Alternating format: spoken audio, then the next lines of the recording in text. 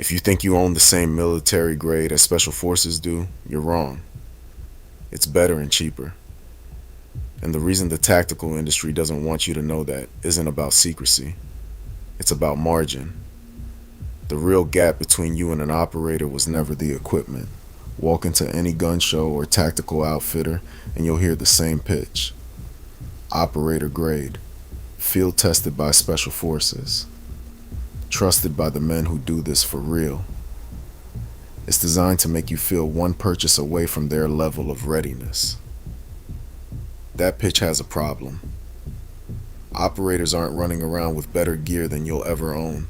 In most cases, they're running around with worse gear than the guy behind the counter is trying to sell you right now. The industry needs you to believe the gap is the equipment, because equipment is the one thing they can sell you. Guys in this space spend anywhere from $200 to $2,000 a year chasing that gap. Multiply that across a hobby with millions of participants, and you understand why nobody in this industry has an incentive to tell you the gap doesn't exist. So if the gear isn't the gap, something else is. It gets sharper the deeper this goes. Start with the clearest example that exists. May 1st, 2011. Two helicopters flew into Pakistani airspace on a mission codenamed Operation Neptune Spear. One of them went down inside the compound walls. The mission continued anyway. A Navy SEAL on that mission, riding under the pseudonym Mark Owen, carried a folding knife into the compound in Abbottabad, Pakistan, on the operation that killed Osama bin Laden. 2 years later, he auctioned that exact knife for charity. It sold for $35,400. Not because it was custom, not because it was ever rare. It sold for that price because of whose hand it was in. The knife itself was an Emerson CQC-7, a factory folder, chisel ground, tanto tip, made from 154 cm steel, a mid-tier stainless steel you can find in knives that cost $40. Emerson's real contribution was not exotic materials or a marketing department's imagination. It was a wave-shaped hook on the spine of the blade that catches your pocket as you draw it, opening the knife automatically in the same motion you use to pull it out. One functional idea, not a spec sheet full of marketing bullet points. Emerson himself confirmed the knife was real. He had handed it to the operator personally, years before the raid, and the operator carried it on missions for over 8 years before it ever went to auction. The proceeds went to the family of another Navy SEAL who had died in a training accident. Nobody staged that knife for the auction. Its blade shows real use marks, real wear, the kind that comes from 8 years in the field, not 8 years in a display case. That's the knife that ended a manhunt that consumed a decade and hundreds of billions of dollars. And it is a knife anyone reading this sentence could order online tonight. So if that's what the most famous knife in modern special operations history actually was, what does that tell you about the rest of the claims? On BladeForums, where actual operators and veterans post under handles instead of brand sponsorships, this exact question gets asked roughly every couple of months, year after year, by a new wave of buyers who assume someone would have gotten a straight answer by now. One thread asked it directly: what do Special Forces units actually carry? The answer, from someone inside the community, was blunt. There is no specific, for example, Navy SEALs knife that they're issued or use on mission. Most operators use whatever works best and is available at the moment. Another poster put it even more plainly: I'm pretty certain that 95% of the knives out there that companies claim are used by spec ops is BS. That's not a customer complaint. That's the community that actually knows, correcting the record in public, for free, with nothing to sell you. The same thread goes further. Multiple posters independently describe the actual pattern, whatever suits their needs. Multi-tools, Mora knives, no knife at all, some of them said, and a spork instead. Nobody in that thread is defending a brand. They're describing what they've personally seen deployed operators carry, and none of it matches the marketing on the wall behind the cash register. Years of the same question, years of the same answer, and the marketing still hasn't caught up to it. Here's what that looks like in practice.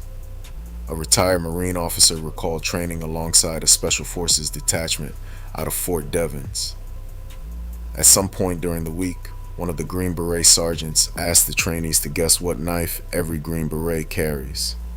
Naturally, thinking they were dealing with hardened operators, the group started naming the scariest looking blades sold at the base clothing store. The sergeant just pulled out a Swiss Army knife. Everyone in Special Forces carries one of these, he told them, all the time. A separate account from a veteran of the 5th Special Forces Group confirms the same pattern from the other direction. In the field, he carried a K-bar. In garrison, a Swiss Army knife. Not a single mention of anything, with a name brand tactical marketing team behind it. The gear was never the flex. It never is. The knife was never really the scam either. What the industry is actually selling underneath it is a different problem entirely, and there's a word for it. Soldiers already have one. So why does the myth survive? Because the words doing the selling don't mean what they sound like they mean. Military grade sounds like a certification. It isn't one. There's a real standard, hiding one word away, mil spec, which does reference actual documented military specifications. But military grade and mil spec are not the same phrase, and companies lean on the confusion between them constantly. The FTC has no legal definition for the term that actually shows up on the packaging. It isn't regulated the way organic or made in USA is regulated. A company can print military grade on a phone case, a coffee mug, or a folding knife, and unless they specifically and falsely claim to have passed an actual military test, something like MIL STD 810, there's no enforcement mechanism that touches them. Ford learned this loophole years ago. Their F-150 commercials advertise military-grade aluminum alloy in the truck's body. No such official designation exists. What Ford actually meant was that the aluminum shared a similar composition and heat treatment to alloys used in some military vehicles.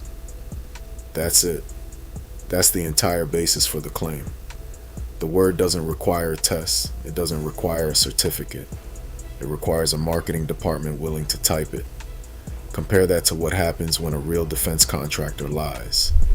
The Department of Justice settled with one subcontractor supplying Army combat uniforms for $1.4 million over allegations it falsified insect repellent testing results for 6 years straight. Real contractors face penalties ranging from $14,308 to $28,619 per individual false claim. And those penalties compound fast when a company submits hundreds of them. Veterans have been pointing this double standard out for years.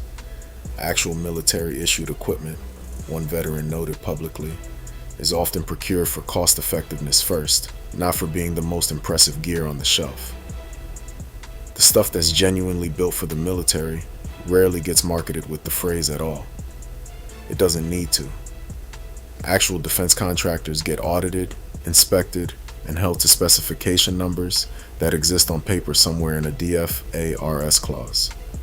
Your flashlight company gets a marketing meeting and a word processor. Nobody checks the flashlight. Nobody has to.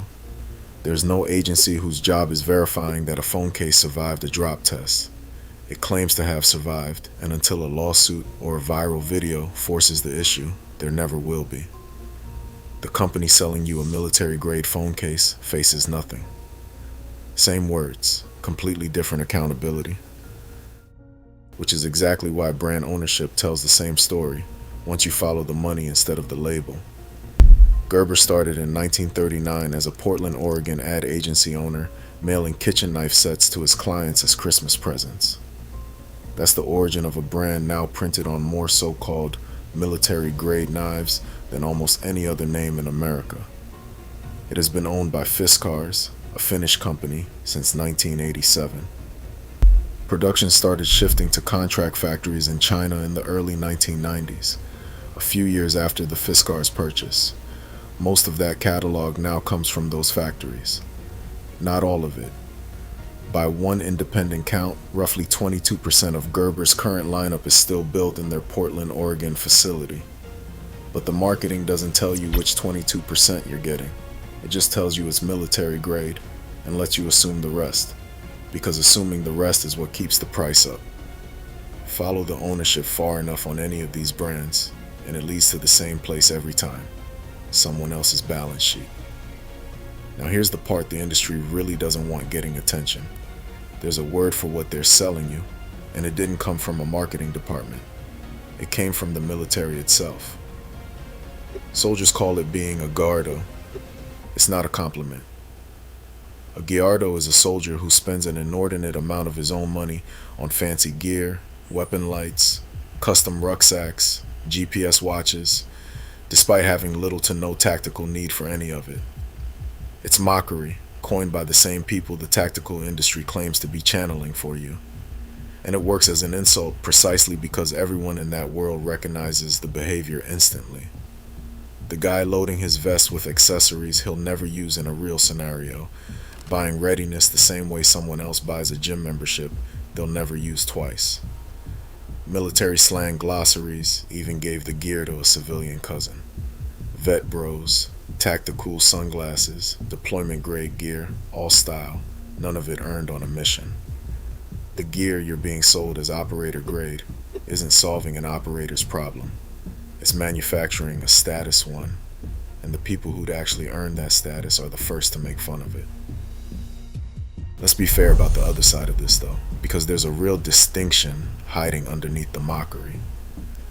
An operator on a team isn't carrying alone. He's got redundancy, teammates carrying overlapping gear, a resupply chain behind him, a mission with a defined start and end. A civilian facing an actual emergency, alone, with no resupply and no team, has a genuinely different risk profile. And here's the part that actually complicates the cheap gear narrative. When operators do spend real money, they spend it on specific things. Documented loadout breakdowns put a Special Forces plate carrier setup, armor plates included, at roughly $3,600. Add a Harris radio, and that single piece of communications equipment alone runs close to $6,700. Nobody's buying a Swiss Army knife for $6,000. But nobody's buying a discount radio for a solo mission either. The spending isn't random, and it isn't cheap across the board. It's targeted at the exact systems that keep a team alive and connected, and it stays deliberately plain everywhere else. And it's worth being straight about where operators genuinely do run advanced equipment. Networked systems like Net Warrior connect operators to a live stream of positioning and situational data during a mission. Defense-grade GPS receivers keep navigation working in environments where civilian satellite signals are deliberately jammed. None of that technology gets marketed to you because none of it is available to you. It's mission-specific hardware built for a team operating inside a communications network that doesn't exist outside a deployed unit. The knife in your pocket was never going to be that, and no amount of tactical branding on a folding blade closes the gap between your situation and a networked combat team's.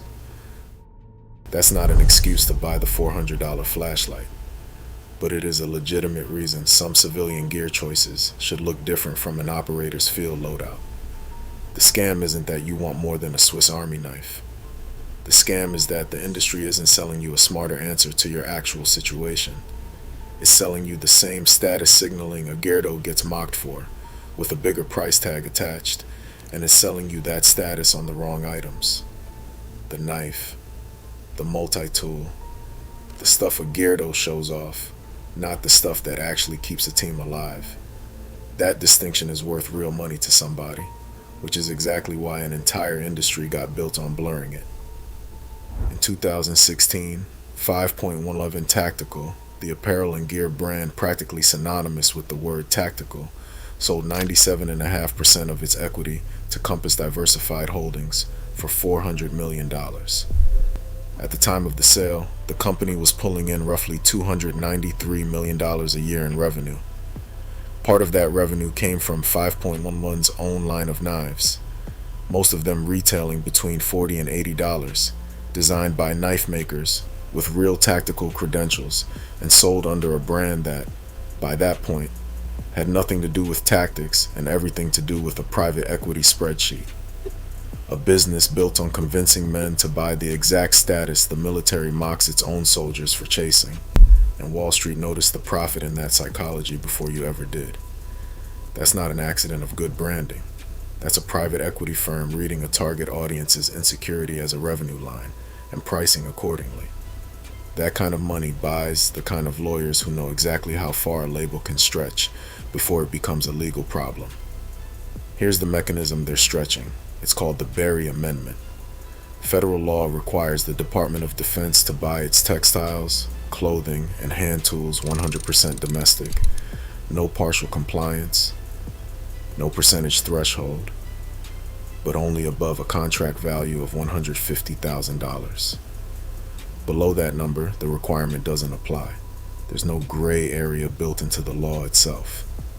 A contractor supplying the actual military above that dollar threshold has to source every fiber, every zipper, every button from a U.S. supplier, or the contract gets rejected outright.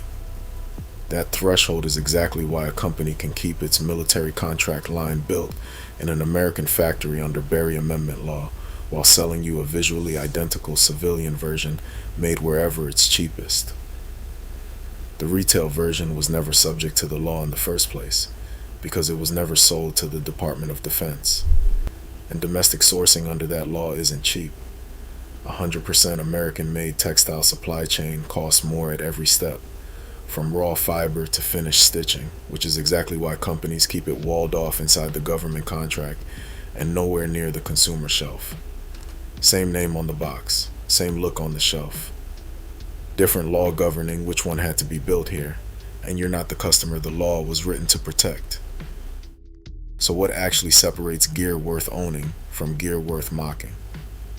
Look at the one knife in this entire story that isn't for sale at any price. The Chris Reeve Yarborough is only given to soldiers who complete the Army Special Forces qualification course. That course runs 53 weeks.